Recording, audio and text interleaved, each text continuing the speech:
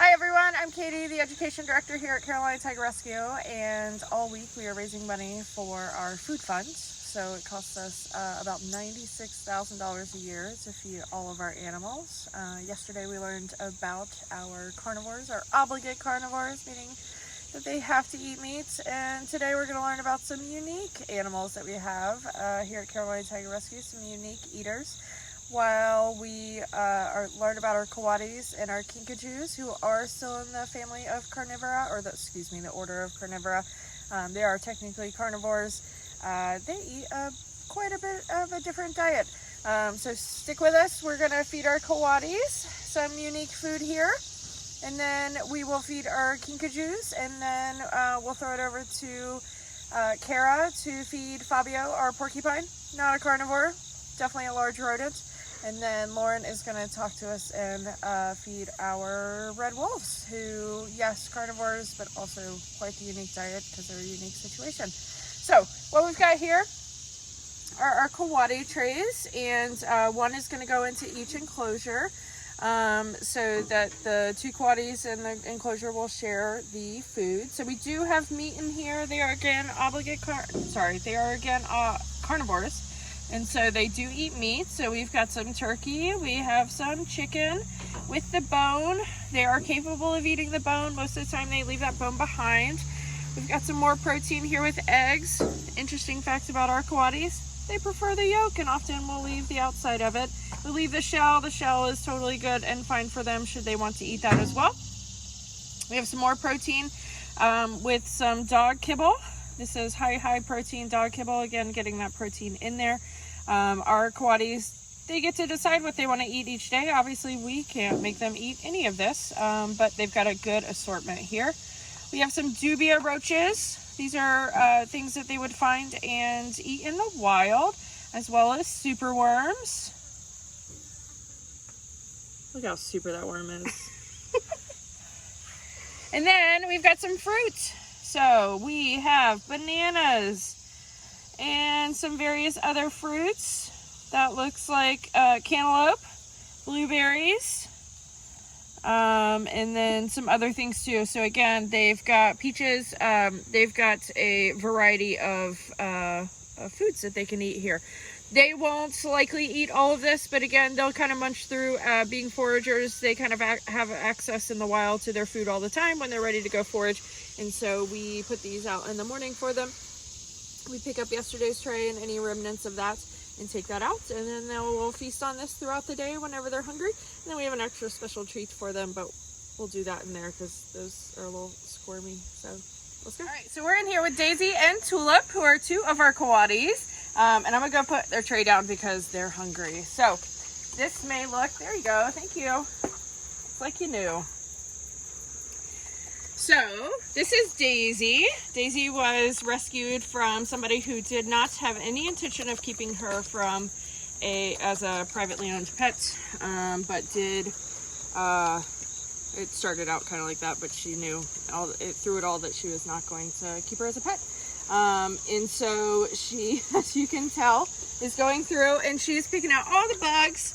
And we're going to give her one of the night crawlers. See if she's interested in that. You're probably wondering, as she takes away her chicken, why are you in here with the coatis? So we have a level system here at Carolina Tiger Rescue, and our level system goes through 1 through 4. 1 being least aggressive, 4 being most aggressive. Coatis and Fabio, our porcupine, are level 1s, meaning they are the least aggressive, which means that trained staff members are able to go into the enclosure with them. Because the most that they're going to do is likely run away. Tulip ran away. Daisy was more interested in her food than she was us. And we just essentially come in, clean, drop off their food, and then we move out. We don't put our hands on them or anything like that. And they're good about staying away from us as well. So we're able to do that. So I am going to go see if I can't give Tulip a couple of these worms just so that she gets some as well. And I'm going to leave some here for Daisy. And then it looks like Daisy's chomping on that chicken if you want to see how she's doing with that.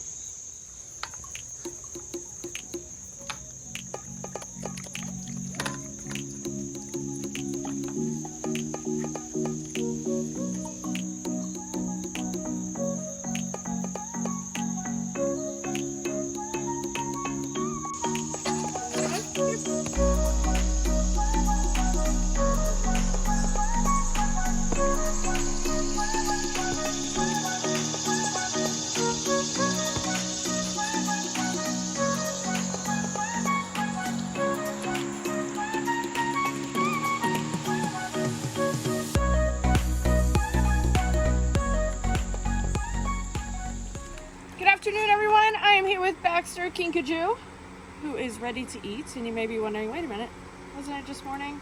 Yeah, it's afternoon here at Carolina Tiger Rescue, and it is time to feed our last animals of the day, and that is our kinkajous. So kinkajous are actually nocturnal, which is why we feed them in the afternoon / evening. So it's about 4 o'clock here at the sanctuary, and these guys are foragers, much like the coatis, but they're a lot more active, and we want them to work for it. So we've got a bunch of enrichment here that Baxter is going to have to work for. And in here, which is different than the coatis, is vegetables. They don't actually eat their vegetables, but we offer it to them anyway. They are carnivores. They do have those carnassial teeth just like our cats do. However, they have adapted to eating primarily fruits and a couple of vegetables, but primarily fruits. We've got some protein, high protein dog food in there as well to get that protein in them, but they love those fruits. He also has that prehensile tail and is able to hang upside down on it. And while he is distracted, I'm gonna get one of his things hung up. Baxter is a good reminder why these guys are level 4s. Aggression should be their middle name.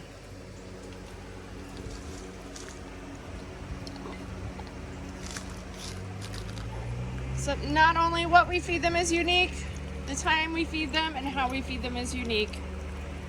But just like all of our other animals here at Carolina Tiger Rescue, they get exactly what they need to meet their needs and to live the best life possible. Right, Baxter? He just says num num.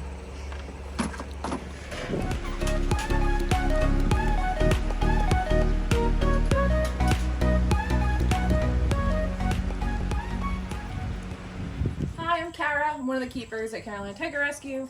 Right now what we're doing is feeding our African crested porcupine, Fabio Von Prickles. He gets a mix of fruits, vegetables, and rodent pellets. Let's see if he wants the corn. There you go, bub. There you go. Basically how we feed him is a keeper comes in with a bin and boxes. So porcupines are foragers, they forage for their food, so we like to kind of keep it enriching for him so he can go to each box, take it, rip it up, and then eat the stuff inside. He thoroughly enjoys this. We basically just come in and kind of throw it around inside his little barn area or sometimes outside. And yeah, he makes shreds of these and has a lot of fun.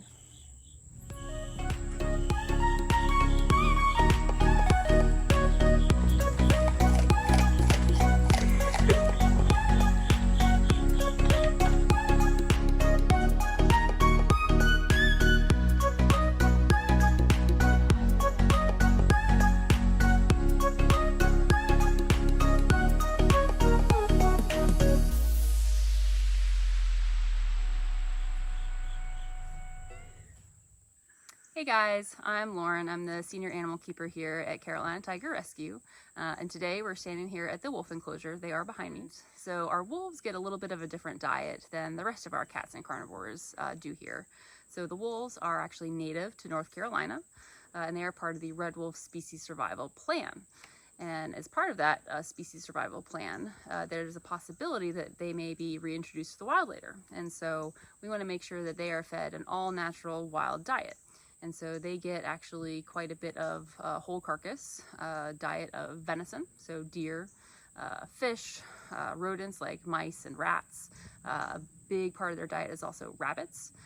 So kind of native wildlife that you may find that's medium to small size, that's able for the red wolves to take down. We do like to emphasize that in their diet. So we're gonna put some of that food out for them and show you some footage of them eating it. So when we feed the wolves, we shift them out of the small shift, and I'm gonna scatter feed their food in here in the smaller enclosed area. So today we have ground venison. So we're gonna scatter some chunks around. So it's enriching that they're gonna have to go find their food. And they have a variety. They also have rats today, and as well as some local caught fish. So some different items for them to enjoy. And then we'll also sometimes make it a little more challenging. So we may put some of the meat, kind of stick it to a tree, so they have to pull that off. It's important to provide enrichment for the wolves, even though they may not be able to get more traditional enrichment like food in boxes, we can still make it challenging and rewarding for them as well. The reason we are putting the food in the small shift over here and not necessarily having them come to us for the food is because we don't want to encourage, well, that's okay. We don't want to encourage that human relationship. Like I mentioned before, they're going to potentially be reintroduced into the wild. And so we want them to actually fear people and not be comfortable associating people with food. So we don't want them approaching people. So we're going to leave the food here. And then we're going to exit. We'll unshift them. And then after we've left, they will come down and find the food. So hence why we're going to have to enjoy the trap cam footage of them eating, because they're not going to eat with us present. So enjoy.